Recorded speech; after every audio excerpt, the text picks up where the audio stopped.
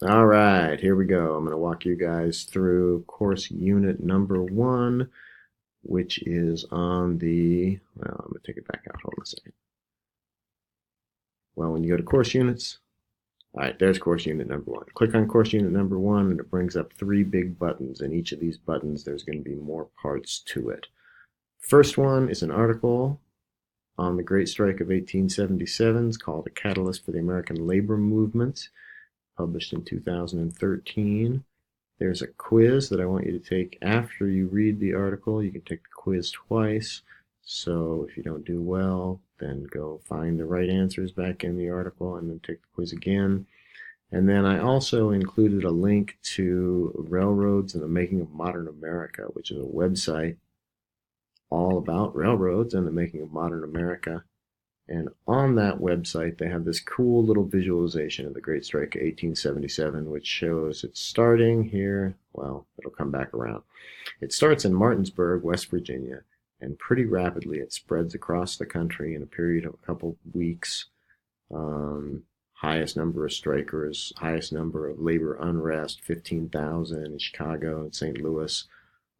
It freaks a lot of people out. It lays the groundwork for a modern labor movement in the way we think about it. And I think it's a pretty good way to start thinking about the Gilded Age and the Progressive Era. Railroads are the big industry, and industrial expansion is the big story in the United States. So that's where we're going to begin, is just looking at the Great Strike of 1877. I will say one thing about this paper. It is using Chicago style notation, which is what you guys are going to use. And if you go to the end of this paper, you will see the end notes, because that's what that means. So they're notes. If they appear at the bottom of the page, they're called a footnote. If they appear at the end of the document, they're called an end note. This is how historians cite their evidence. And you are going to be using Chicago citations eventually in this class. All right, so start with, read that 5-page article, take the quiz, bump around on this website if you want to. It just gives you a bunch of different ways to think about the Great Strike of 1877. All right, slavery by another name is a completely different way of thinking about the Gilded Age and the Progressive Era, and this is the South in the period between really 1865 to 1945. So this movie is going to take us all the way through a big section of our course. But we're just going to look at it in this first period because most of it happens really between 1865 and 1900. After that, it's a continuation of the system that's set up. So each one of these little buttons has a segment of the film that I want you to watch, and then there's a little bit of a quiz. And I've broken the thing up into 5 little sections. Each section should take about 20 minutes to watch. And then, I don't know how long it'll take you to do the quiz and get the right answers and all that sort of stuff. But you can take each quiz 2 times. So take it once, find out what you need to know that you don't know, and then take it again and get 100% on it, and you'll be doing amazing in the course. All right, finally, we've got Carnegie versus Debs. There's a video on Debs, a video on Carnegie.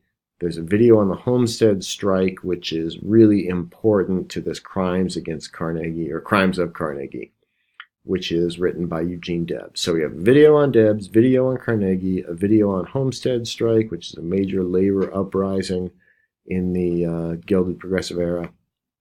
And then finally, we've got the Gospel of Wealth, which is written by Andrew Carnegie, and it's his views on what it means to be a rich dude.